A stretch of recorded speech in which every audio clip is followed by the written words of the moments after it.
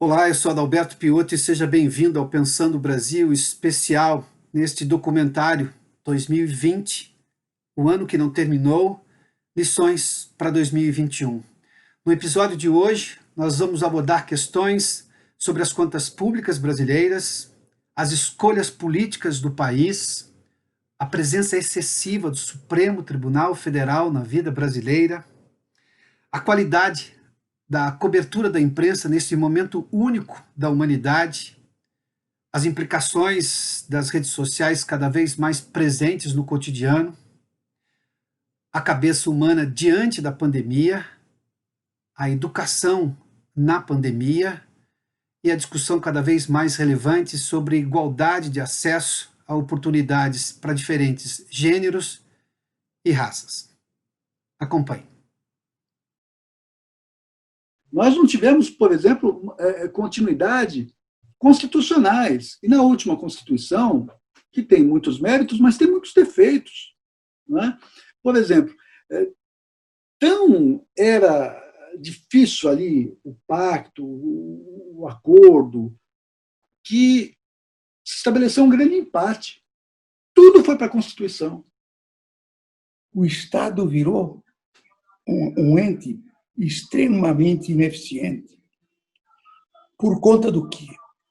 Por conta do engessamento que foi produzido na Constituição de 88. Em 86, os constituintes, eu estava lá, por isso que eu posso dizer isso, os constituintes receberam uma missão divina que lhes deu onipotência e onisciência. Então, vamos fazer uma Constituição que, do ponto de vista de princípios e direitos, é excelente, mas vamos engessar o Estado. Nós nunca mais haverá um presidente realmente eficiente. Portanto, nós temos que determinar hoje, 1986, quando estava sendo feita a Constituição, como ele vai gastar em saúde, educação, o que vai acontecer aqui. O senhor está falando de dinheiro carimbado, é isso? Nós engessamos de tal jeito, Piotr, que hoje, 32 anos depois, o Bolsonaro tem para gastar 4% do orçamento. Ou seja, o Bolsonaro não é administrador de coisa nenhuma. Administrador sou eu, que estava em 86 determinando o que o Bolsonaro devia fazer hoje.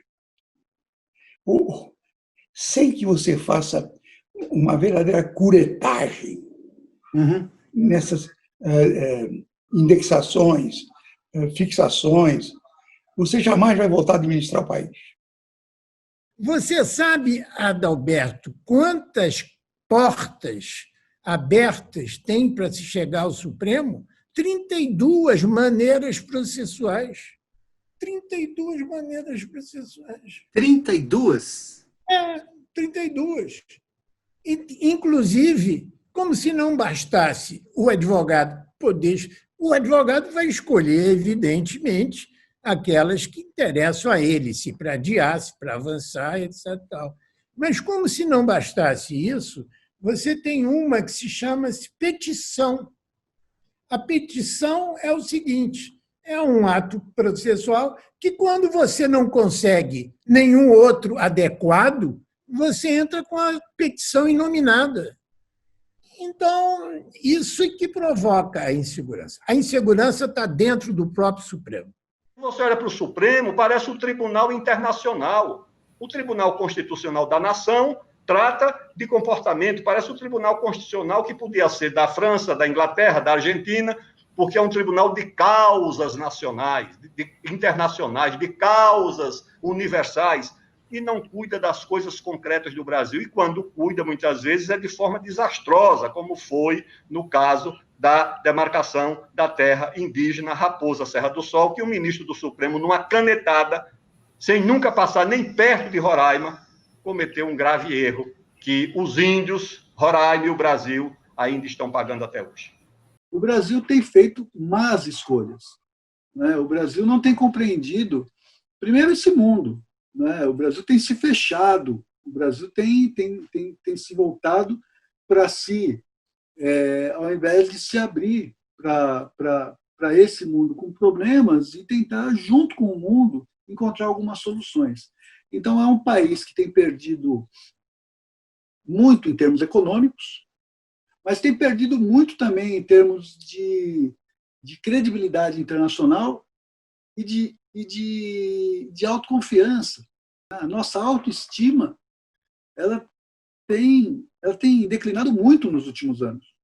Não é do último ano e meio apenas, é de mais do que esse ano e meio, mas nesse ano e meio tem até se acelerado um pouco mais. Então, o Brasil que nós vivemos é um Brasil com uma série de problemas, alguns seus e alguns em virtude do mundo.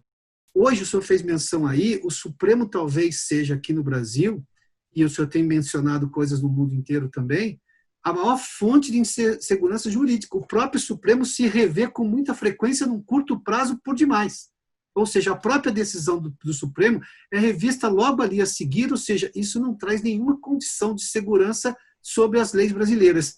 Por que nós estamos nesse momento de completa insegurança, porque não se tem sequer o mínimo previsível?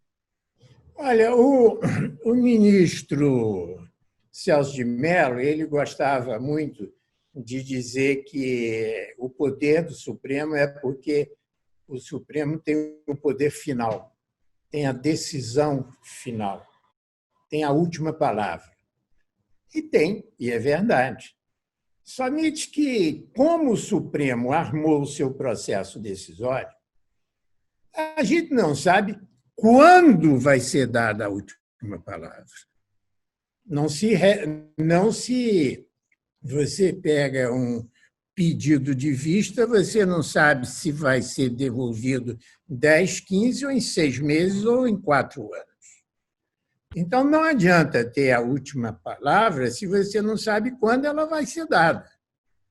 Não adianta ter a última palavra se você não sabe por quem vai ser dada. Se é pelo relator, se é pelo plantonista, porque agora tem ministro de plantão, como a gente viu no caso passado, se é o relator, o plantonista, se é o presidente, se é a turma ou se é o plenário. Então, você imagine, você, num casamento, pede a mão à sua noiva. Aí ela diz, um momentinho, quanto tempo? Espera. Não, espera aí que eu vou consultar a minha sogra. Ou minha... Quer dizer, então, é mais... A interpretação é um fator natural que as pessoas discordem. Agora, não é natural um processo decisório onde eles discordam sobre as regras de tomar decisão. Isso que cria uma insegurança. E isso não depende de ser progressista nem garantista. Bastava um mínimo de consenso entre eles sobre procedimentos decisórios. Não precisa do Congresso, não precisa do Executivo, basta do próprio Supremo.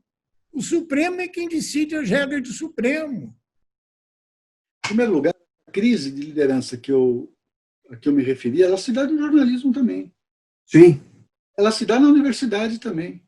Né? Eu me lembro eu era garoto, eu morava na periferia de São Paulo, né? O sábado à tarde eu pegava um ônibus para ir até o centro da cidade, sabe para quê? Para comprar o jornal do domingo, para voltar lendo o jornal, e eu ganhava a minha noite de sábado, lendo as notícias que só estariam na banca no domingo. Né? E eu me formei ali. Eu li muita gente boa, muita gente de muita qualidade, muita gente. Isso tem desaparecido. Nós estamos passando por um processo de polarização que atingiu a imprensa, infelizmente. E daí nosso filtro em relação ao que a gente recebe da imprensa tem sido muito maior. Muito maior. Porque cobra-se muito, por exemplo, de nós analistas, um posicionamento político em relação ao que está acontecendo. E exatamente o analista melhor nesse momento é aquele que não tem um posicionamento político. É aquele que é crítico ao governo quando tem que ser crítico ao governo e é crítico à oposição quando deve ser crítico à oposição. É aquele que também diz o que o governo está fazendo de positivo e também diz o que o governo está fazendo de negativo. E isso é feito. A opinião pessoal de um economista não deve influenciar, principalmente a opinião política. Eu conheço vários economistas que erraram de maneira crassa, porque se utilizaram de um expediente político pessoal para fazer uma análise econômica. Por uma questão ideológica, Por uma questão ideológica. Avaliaram para mais ou para menos uma informação que não merecia a questão ideológica. Era Exatamente. Isso? A matemática não tem tempo verbal nem semântica. Exatamente. Isso, né? Os jornais, hoje a notícia ela é super perecível. A obsolescência da notícia hoje é impressionante. Às vezes parece que não tem nada mais velho do que o jornal de hoje, né? Porque você já viu tudo ontem, né? E ao mesmo só que naquele momento era interessante. A opinião ela custava muito caro, Piotr. Você imagina que você tinha que ser um cara muito rico para você ter um jornal, produzir um jornal e fazer com que esse jornal fosse impresso e chegasse na casa de todo mundo, né? O meio levava a concentração a uma elite e era uma elite também intelectualmente mais bem formada. Não podemos negar isso. Sim. Né? Com a internet, o desenvolvimento tecnológico, e não é o caso de maldizer a internet, não é isso. Você teve uma mudança muito importante. Você teve a popularização. Hoje, você tem um teclado aqui na sua frente, como eu tenho o meu. Você escreve, você publica, alguém vai ler. Alguém vai ler. Nem que seja o seu amigo, mas alguém vai ler. E se você consegue alguma notoriedade, né, você vira influência. Né? Mas você não tem o mesmo preparo, né, que as gerações anteriores tiveram. Né? Só mudou o meio, mas houve uma depreciação do conteúdo. Acho que ninguém contava com isso, que essa coisa das redes sociais, que trouxeram um nível de exposição de opinião como nunca houve na história da humanidade. A gente não aprendeu a lidar com isso, não sabemos. Eu acho que nós temos um problema seríssimo de etiqueta. Falta as pessoas saberem como se comportar em redes sociais, né, o que aumenta a temperatura barbaramente. Ninguém pensa para ofender outra pessoa e não está ninguém interessado em discutir ideias. Eu estou discutindo se eu gosto de você ou não e já vou xingando de cara ali, né? E eu acho que o que falta é qualificar o debate, cara. O debate não está qualificado. O debate está em quantidade, então, beleza. Nunca se discutiu tanto como se discute hoje em dia, inclusive política. A política que era uma coisa jogada para meia dúzia de interessados, né? A garotada entrou de cabeça, está todo mundo discutindo hoje em dia. Tem até aquela máxima que o pessoal diz aí que é engraçada, que eu não tenho a menor ideia de quem são os 11 jogadores da Seleção Brasileira de Futebol, mas eu sei o nome dos 11 ministros do Supremo Tribunal Federal. Cara, se você falasse isso 10 anos atrás, imagina, hoje em dia mudou completamente. Mas o debate não está qualificado. 90% não saberia o nome de um ministro. Não, nada. Hoje em dia a gente sabe todos eles. Vai virar estrelas, né? No momento em que começa a ser transmitido aquilo. E as mídias sociais, cara. Quando o YouTube dá acesso a qualquer coisa que você ouviu uma notícia, já vou para o YouTube na hora e assisto imediatamente aquilo. Então já começou a se criar um ambiente onde qualquer pessoa tem voz, portanto, a gente pode debater à vontade, né? Mas esse debate não está qualificado. Ao mesmo tempo que a gente está aqui falando durante uma pandemia, ao mesmo tempo que você tem a maior acessibilidade, inclusive para jovens, de conteúdos que normalmente eles não teriam acesso. Eu hoje tenho aí um número de seguidores que fazem perguntas para mim melhor do que faziam há 2 anos atrás, e eu respondo no canal do YouTube. Então, eu estou dizendo isso como um bem. Você tem uma ampliação de acesso, você tem a possibilidade de mais pessoas emitirem conteúdo, mas, ao mesmo tempo, a velocidade que isso circula e a acessibilidade do ponto de vista da emissão, eu nem estou falando da recepção, da emissão, não há dúvida que isso pode fazer mal. Isso pode gerar saturação, banalização, violência, como está gerando. A democracia liberal está passando por uma pressão muito grande do ponto de vista dessa polarização infernal que as redes sociais causam, porque as pessoas, quando discutem política, sempre vão para o pau. A ideia de que as pessoas discutem política no dia a dia para ser um eleitor crítico é quase um fetiche. É quase um fetiche isso aí. Vender sensatez é uma loucura hoje em dia, porque as pessoas querem comprar o chute na canela. Me perdoe a expressão, mas é o que eu tenho percebido, não é?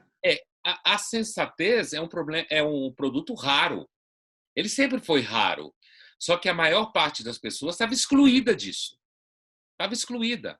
Agora a maior parte está excluída.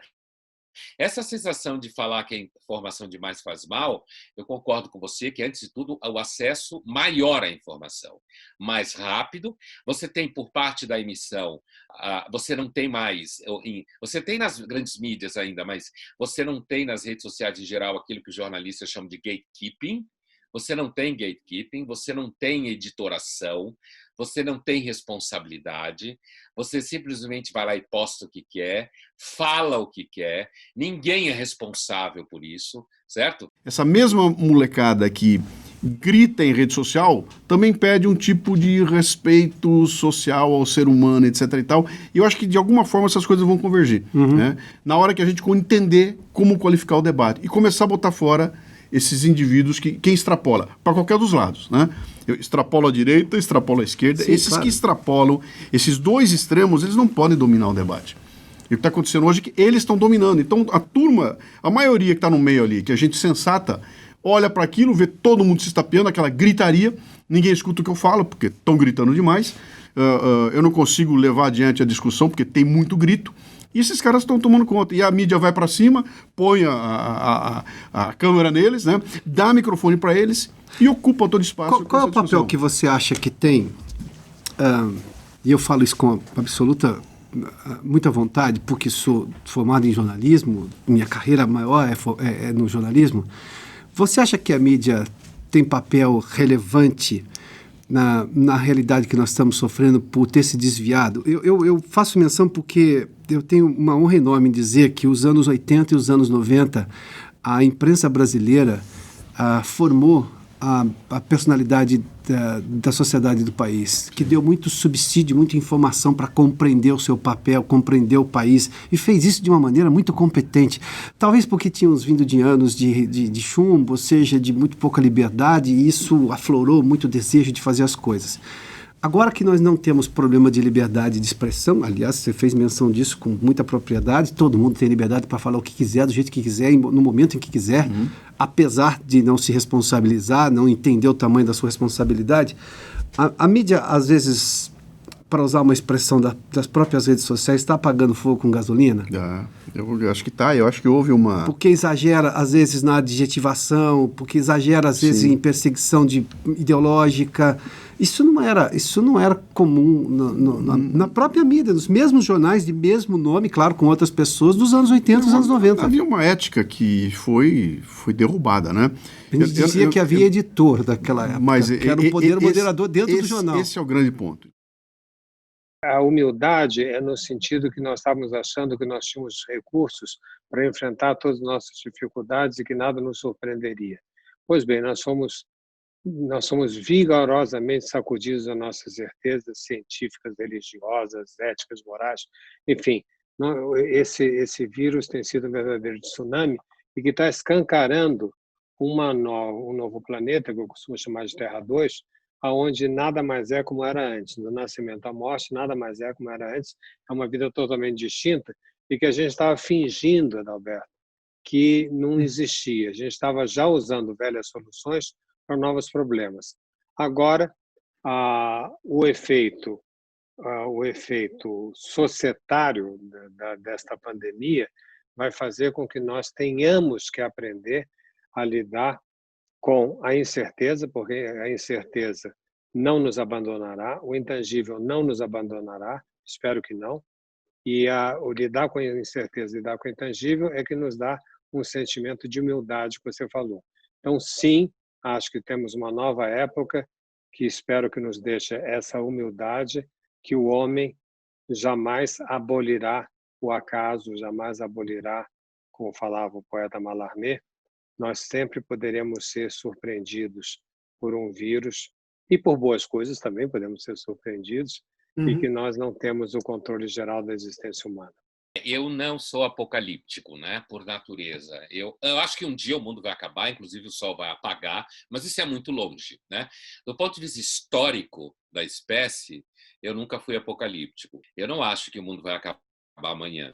A espécie tem 250 mil anos, a gente já passou por situações terríveis, e essa tendência de achar que o mundo vai acabar me parece que tem muito a ver com o narcisismo contemporâneo, de achar que nós estamos vivendo tudo pela primeira vez, e na pandemia isso foi claro. Dentro da história das pandemias, essa é a mais feliz de todas. É claro que todo mundo que morreu é uma perda absoluta e uma catástrofe, mas do ponto de vista histórico comparativo, de todas as calamidades pandêmicas e epidêmicas que a gente viveu significativas, essa é a mais segura, a mais feliz, a mais organizada, e provavelmente vamos sair mais rápido dela. Eu estou dando esse exemplo para dizer que eu não acho que o mundo vai acabar. Por outro lado, é evidente que a dor que a gente sofre, que é contemporânea, faz com que a gente sinta a dor, né? Imagina a dor de quem vivia durante a Segunda Guerra Mundial. Imagina a dor de quem vivia os massacres. Eu uso sempre esse exemplo. Certo? Os massacres da Rodésia, os extermínios da Austrália e na Nova Zelândia. Imagina as dores que se sentiu quando veio gente aqui colonizar a América Latina e a América do Norte, todo mundo que morreu de gripe, morreu de peste, morreu de cólera. Quer dizer, a humanidade é uma espécie extremamente sofrida que desde a invenção do shopping center e da Disney acha que o mundo é um parque temático. Ele nunca foi um parque temático. Eu ouço diariamente pais e mães dizerem o que vai fazer com esse ano perdido no meu filho. Agora, a gente perdeu a perspectiva ao fazer esse tipo de análise de toda a escola básica, né? A escola básica tem 12 anos de duração. Pesquisas mostram que do 5º ao 8º ano pouco se acrescenta, e aí a responsabilidade é da instituição escolar, que represa muito, né, o aprendizado dos alunos com o seu método e a sua organização. Então, alguns meses fora da escola, o ano, né, letivo, não vai pesar tanto assim se a gente considerar os 12 anos. Então, neste momento, boa parte das famílias está pensando no prejuízo que teve. Eu tenho ouvido pouco falar do crescimento, da maturidade, da reflexão, da autocrítica, bem menos do que o tempo perdido. Então, notícias, né, da Europa, por exemplo, nos dizem que a juventude ainda não entendeu bem o que é isso, porque foi só flexibilizar um pouco que pronto, né? É como se nada tivesse acontecido e continuasse acontecendo. A lógica do individualismo, é isso, né, que a gente percebeu. Exatamente. A gente chegou a ver aqui no Rio de Janeiro, né, que aconteceu também nos bares. Então, falta oferecer a essa juventude essa perspectiva de coletivo, né, que ele faz parte de um coletivo e que sem o coletivo ele não é ele. É porque sempre a gente apresenta o coletivo como alguma perda pessoal. E é ganho, né? O coletivo nos oferece o ganho, nos oferece a oportunidade de sermos quem somos e sermos, inclusive, reconhecidos pelo próprio coletivo, pela própria sociedade. E esse é um ensinamento que falta muito na escola, porque as disciplinas humanas foram sendo rejeitadas em função da prioridade das técnicas. Professor, se me permita começar talvez com a pergunta que mais incomoda as pessoas que querem avançar no planeta. O que o senhor acha que agora, em pleno século XXI, nós estamos em 2020, já no século XXI, o que o senhor acha que ainda nós estamos discutindo racismo como talvez discutimos lá atrás, praticamente um século atrás, ou há pelo menos dezenas de anos atrás? Talvez essa limitação humana de poder avançar para além das suas potencialidades, não é? Nós, ao longo da história, conhecemos que quando as sociedades elas evoluíram porque, primeiramente, houve uma transformação espiritual, houve uma transformação interna e houve uma transformação transcendental muito importante no indivíduo e nessa sociedade. Foi só por conta disso que as amarras foram liberadas e essas sociedades conseguiram avançar do ponto de vista civilizatório. E a nossa sociedade em especial, está amarrada ainda nessa limitação espiritual, nessa limitação de transcendentalidade, e por conta disso, aquilo que eram realidades objetivas do passado, aquilo que já contradizia, que já se opunha, que já agredia todos os sentimentos e os fundamentos de civilidade, não é, do passado, ainda nos mantém amarrados, ainda nos mantém limitados, ainda nos mantém impossibilitados para dar esse salto civilizatório. Você sempre põe a discussão da diversidade, ou quando se discute racismo, quando se discute inserção, sempre de uma forma muito para provocar avanços. Como é que você tem acompanhado esses últimos debates sobre o tema, alguns até extremamente radicais, com movimentos radicais? Você que caminha justamente buscando avanços, como é que você tem visto isso? Bom, Piotr, eu tenho que te falar que, primeiro, as discussões precisam acrescentar. Porque quando a gente discute e a gente não consegue chegar a um consenso, o que a gente faz é um retrocesso, na minha opinião, né? A gente precisa abrir o diálogo, escutar, né? Então, a gente precisa escutar e depois a gente também precisa falar. Eu sei que os avanços não têm sido na velocidade que as pessoas negras gostariam, como eu gostaria. Toda mudança, né, ela vem com uma diminuição de velocidade. Nós chegamos num ponto mundialmente que eu acredito que os holofotes estão muito direcionados para a questão racial, né, dentro do mundo inteiro, principalmente depois da morte do George Floyd, que eu acho que é um acontecimento. Então, assim, foram vários acontecimentos naquela semana que deflagraram a questão racial nos Estados Unidos, e isso acabou movimentando para o mundo. E uma das coisas que eu falo a gente já tem um problema sim no Brasil.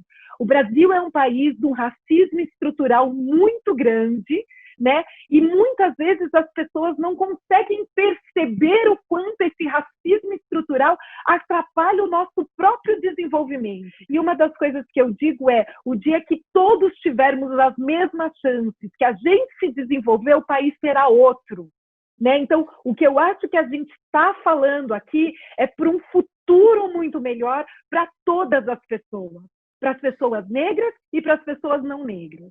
Eu acho que a impunidade é o maior alavancador desse tipo. Impunidade. Porque o homem só vai preso se ele cometeu um feminicídio, que é quando ele mata a sua companheira. Aí ele vai preso porque ele cometeu um feminicídio, logicamente, ele vai ser preso. Mas ele pode quase matá-la, mas ele não vai preso. Ele vai responder liberdade, ele vai pagar cestas básicas, ele vai ter uma pena muito simbólica para isso. Então, na minha opinião, as campanhas para enfrentamento da violência contra as mulheres são feitas para as mulheres se protegerem da violência, não é para que os homens não agridam as mulheres. O foco, na minha opinião, está completamente errado. É claro que é bom você saber se proteger, mas por que não mudar esse foco e falar, homem agressor, se for agredido, essa vai ser a punição, essa e essa. Ele vai pensar duas vezes, mas ele pode bater, mas ela começa a se precaver disso, né? Não é legal, acho que não é uma forma de coibir errada.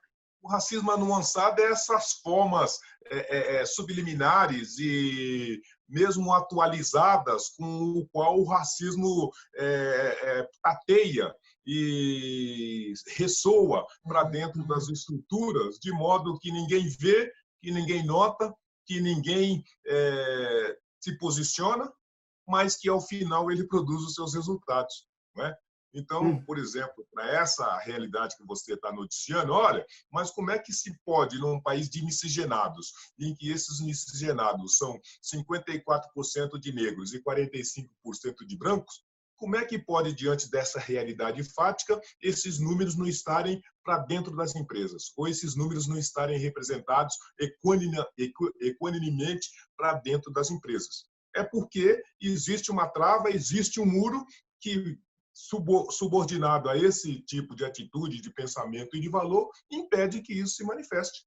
Eu acho que vem do machismo estrutural que a gente vive e se acostumou com essa desigualdade de gênero, de poder do homem sobre a mulher, que a mulher pode menos, que a mulher é menos inteligente, que ela é menos capaz. É uma hierarquia mesmo, né, de gênero.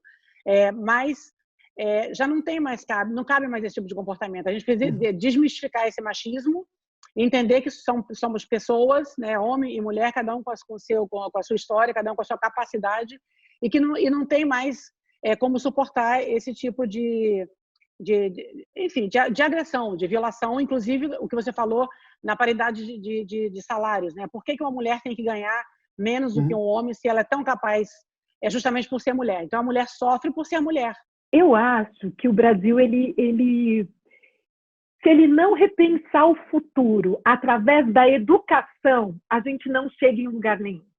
Você sabe que eu venho de comunicação, de marketing, de live marketing, e a gente adora benchmark. Quando a gente olha para a China e olha a educação, né, uma coisa, comparando com a outra, você fala, foi aonde eles colocaram o investimento, na questão educacional. E a gente aqui no Brasil ainda não está com essa visão de colocar, né, o conhecimento e a nossa energia na formação das pessoas. E, para mim, de fato, é isso que vai fazer a diferença no futuro, que vai fazer com que a gente consiga chegar, porque a gente discute cota, porém, qual que é o mundo ideal? Quando a gente não tiver mais cota. Sim. E como que eu faço para não ter mais cota? Eu tenho que investir numa boa educação, eu tenho que dar exemplos de pessoas que sejam formadas, que conseguiram chegar a gerentes, que conseguiram chegar a diretores, que sejam donos das suas empresas, para que as pessoas negras lá atrás falam, não, se ela conseguiu chegar, eu posso sonhar também em chegar lá e me esforçar para isso. Porque eu vejo nos programas de primeiro emprego, associando estudo e trabalho desses jovens, a grande solução para o Brasil.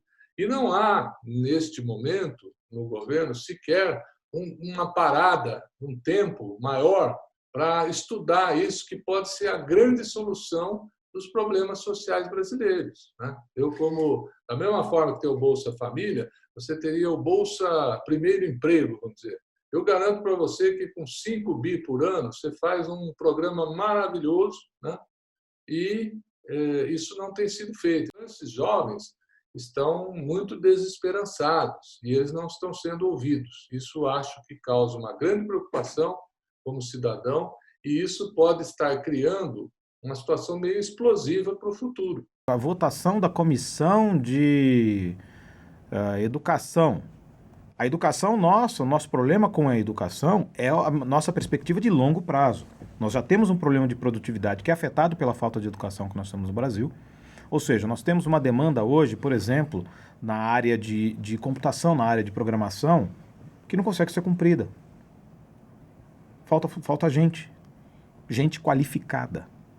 Não é gente formada, falta gente qualificada. E daí quando a gente fala a questão da educação de longo prazo, o maior temor que nós temos aí é de longo prazo, porque nós temos dois espectros de análise. No curto prazo, nós sabemos, a recuperação é boa, tal, mas no longo prazo nós temos preocupações assim, assado. E uma delas é a educação.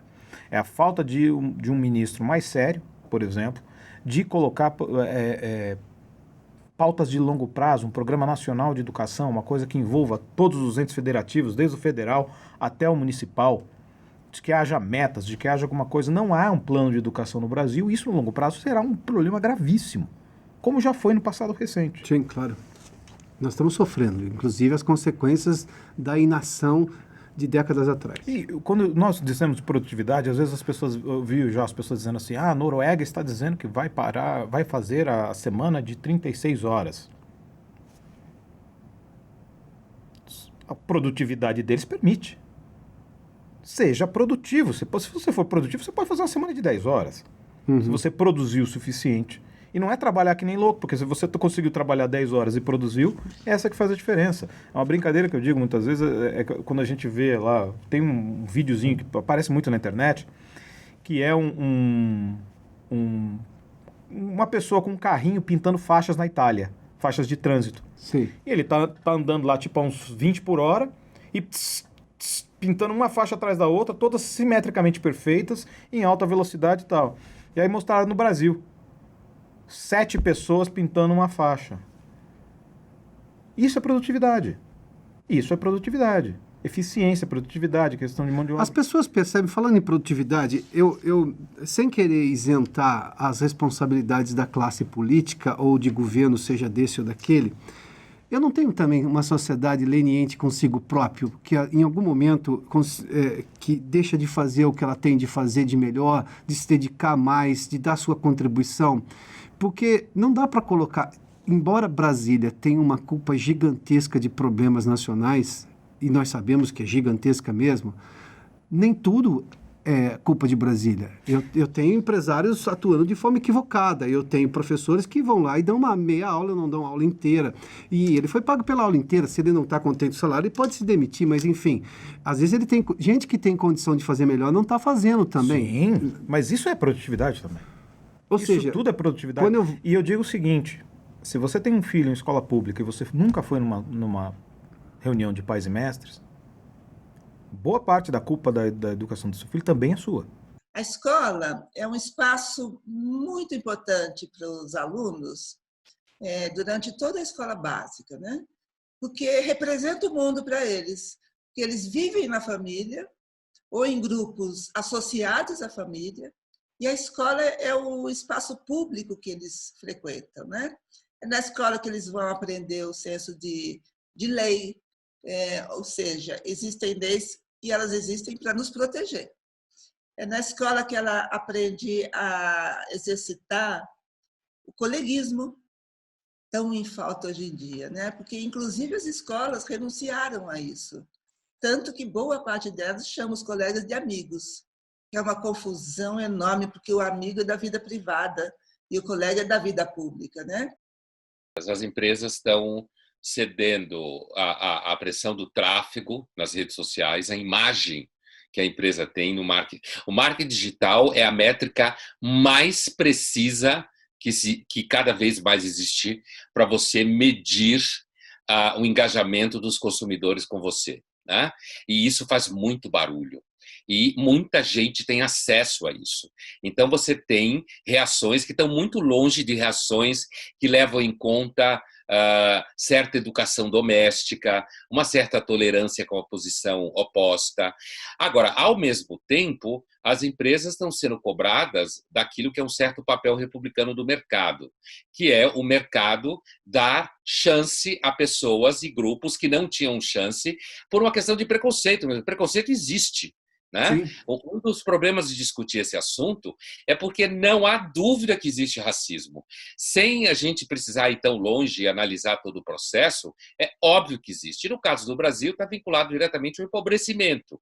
Mas mesmo com a formação melhor de, por exemplo, a população negra do Brasil, especificamente do Brasil, ainda assim você tem dificuldade de encontrar espaço de trabalho. Então, eu não vejo no mundo empresarial como um problema monstruoso a tentativa de você incluir pessoas de grupos como dos brasileiros negros dentro de espaços de trabalho, uma vez que, ao entrar, eles também tenham que dar resultados como todo mundo, né? Eu acho que a grande exclusão de uma maioria que o mercado de trabalho já preparou é a exclusão dos dinossáricos, que você falou. Né? Agora as empresas têm carreiras meteóricas de meninos e meninas que viram CEOs com 39 anos. E como você bem falou no tempo seu de redação, quer dizer, uma pessoa que tinha 70 anos, ela tinha uma experiência de vida que um CEO de 35 não tem. Então, o jovem ele é mais rígido, ele é mais inexperiente, ele acredita mais em teoria, enquanto a pessoa que tem mais experiência sabe que o mundo não cabe na teoria. A idade ajuda você a ser um pouco mais tolerante com as sombras que existem na vida. Doutor, quando eu era criança, eu me lembro de assistir a um programa apresentado pelo Carl Sagan, e ele dizia, diante dos problemas que a humanidade tinha naquele momento, eu acho que dos anos 80, se não me engano, ele dizia que ele sonhava que a gente tivesse logo contato com extraterrestres, porque daí não haveria mais razão para a gente ter guerra. A gente estava no auge da Guerra Fria. Então não haveria razão para terráqueos brigarem contra terráqueos, porque daí a gente teria, digamos, que lidar com povos de outros planetas, ou seja, teríamos que nos unir. A gente não precisou de povos alienígenas para a gente perceber que a gente está no mesmo barco. O senhor acha verdadeiramente que a sociedade ou a humanidade como um todo vai mudar a percepção de si própria daqui a algum tempo, quando o vírus for só uma saudade ou pelo menos uma lembrança, que já não é mais um problema porque temos vacina para isso?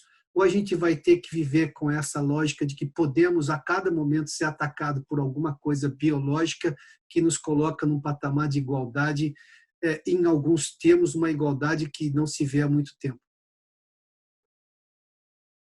Eu vou te dar uma resposta para um cientista das humanidades, não muito científica, porque eu não posso esconder a minha parcialidade na resposta. Uhum. Então, prefiro dizer que eu voto no time que aprenda alguma coisa desse tsunami pelo que a gente está passando e que a gente não saia dessa pandemia da maneira que a gente entrou. Será, a meu ver, um atraso de vida muito grande se nós voltarmos a nossas políticas focais, como eram até antes da pandemia, desconhecendo a globalização que a gente vive. Os políticos, a meu ver, foram muito responsáveis pela cegueira da pandemia, porque eles pensam focalmente no mundo global. Então, eu espero que esse verdadeiro reset pelo qual a humanidade está passando nos deixe como legado a experiência da vida solidária, no sentido da articulação das nossas solidões uns com os outros, né? Do achatamento da verticalidade, quer dizer, nós estamos todos no mesmo barco e é necessário para a sobrevivência de cada um de nós o que está acontecendo com o outro.